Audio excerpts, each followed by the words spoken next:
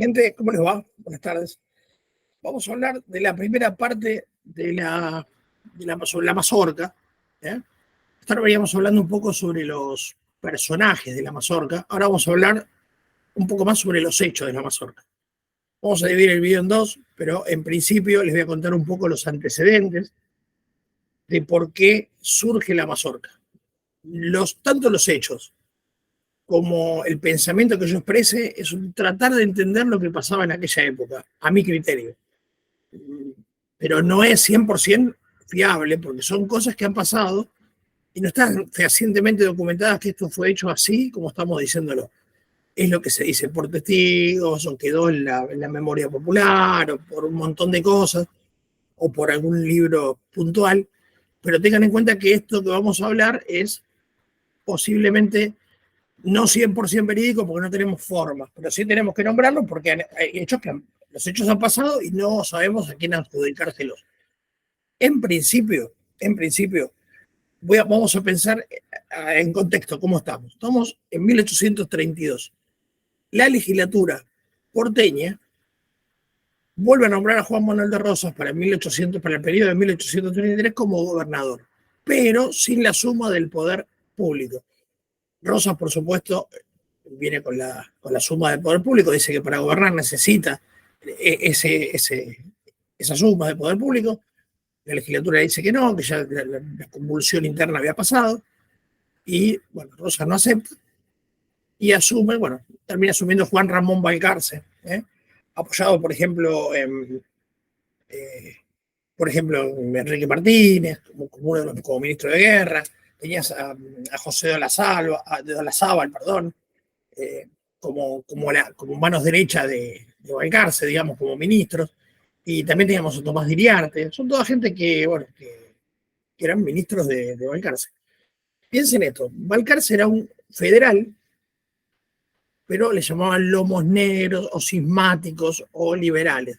Era un federalismo que no incluía a Juan Manuel de Rosas. No incluía a Juan Manuel de Rosas. O sea, un federalismo sin Rosas. Más bien tirado hacia el unitarismo, porque se aliaban con algunos unitarios para estar en el poder. Esto encendió la bronca de los prorrosistas y empieza la lucha entre los cismáticos, que estamos hablando que eran los de Balcarce y compañía, contra los apostólicos, que son los de Rosas. A los de Balcarce le decían, no cismáticos, le decían lomonero, porque se usaban frac, usaban traje, y los otros eran los apostólicos, que creían en Rosas fehacientemente. Creo que todo se termina de romper cuando Rosas, después de retirarse del poder, empieza a organizar la famosa campaña del desierto de 1833-34, que llega a la isla de Chole Choel, y algún día vamos a hablar, que es re interesante. Pero cuando pide apoyo al gobierno de Balcarce, piensa que esto iba a extender la frontera con el indio, iba a tratar de evitar los malones a los pueblos de campaña, le niegan completamente el apoyo, tanto económico como militar, religioso, científico, no le dan ningún tipo de apoyo. Hasta luego, Juan Manuel, anda nomás, que nosotros no te vamos a apoyar. Bueno, Rosas, en lugar de amedrentarse, lo que hace es juntar los recursos para poder participar de esa campaña, llevarla adelante, ¿no? En el medio, cuando Rosas parte, termina de enfurecer los hechos que un diario prorrosista, que se llama El Restaurador de las Leyes, es llevado a juicio, proscripto por el gobierno de Balcarce. Entonces ahí sí los rosistas dicen, tenemos que hacer algo porque esto no sirve. Un tal Ochoteco le dice a la esposa de Rosas que tiene que hacer algo, que por ejemplo puede formar una sociedad popular apoyando a su marido para que no pierda poder. Parece que la convence, porque para octubre de 1833, con muchas cartas con Rosas en el medio, era su principal informante político. Encarnación Ezcurra es una de las que lleva adelante la fundación de la Sociedad Popular Restauradora. Una sociedad conformada generalmente esa sí es conocida porque fue una sociedad más bien apoyando al restaurador, pero una sociedad en principio pacífica, que la principal función era apoyar a Rosas gritando por la calle o importunando, incomodando a la contrapolítica, pero no era una sociedad en principio de violencia, ¿no? Pero bueno, con lo que termina con esto del diario que les conté y todo, los ánimos se exacerban y probablemente ese es el nacimiento de la mazorca. Ese es el principio de la mazorca rosita. Los principales miembros de la Sociedad Popular Restauradora, se los voy a leer, por ejemplo, Felipe Arana, que después fuera canciller y fue quien firmó los pactos con Francia y con Inglaterra.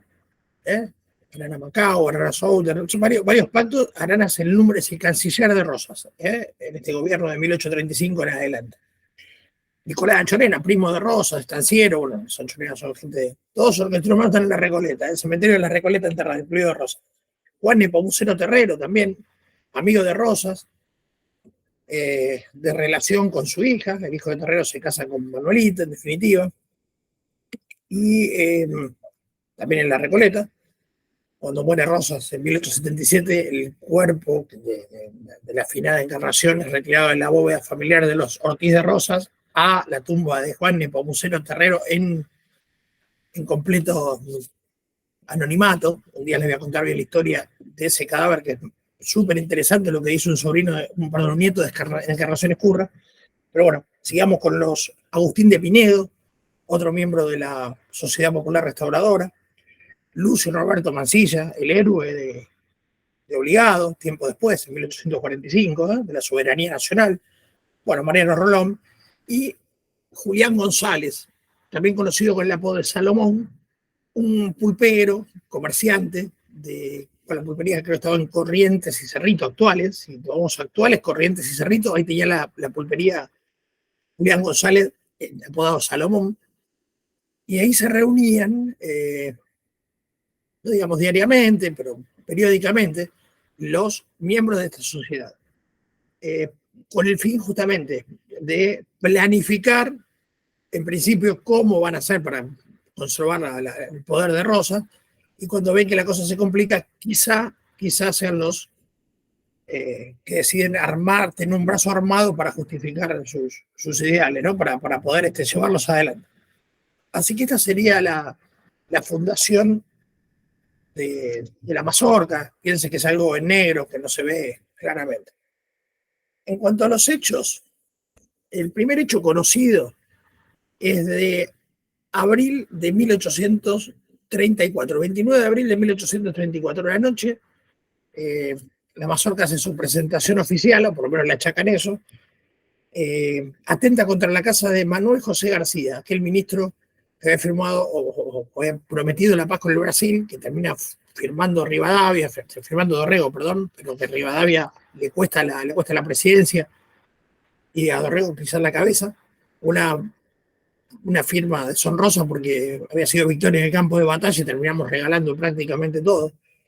Y bueno, es atacada la casa de Manuel José García y del diputado de la legislatura Pedro Pablo Vidal. Dos personalidades de la legislatura porteña, dos personalidades identificados con el expresidente Bernardino Rivadavia, odiado por los federales rosistas, ¿no? Así que este es el primer hecho que se conoce sobre la actividad de la mazorca. Bueno, vamos a dejar para un segundo programa los siguientes hechos y el final de la mazorca. Les voy a contar un poquito lo que pasó en adelante. Bueno, espero que sigan bien y los espero la próxima.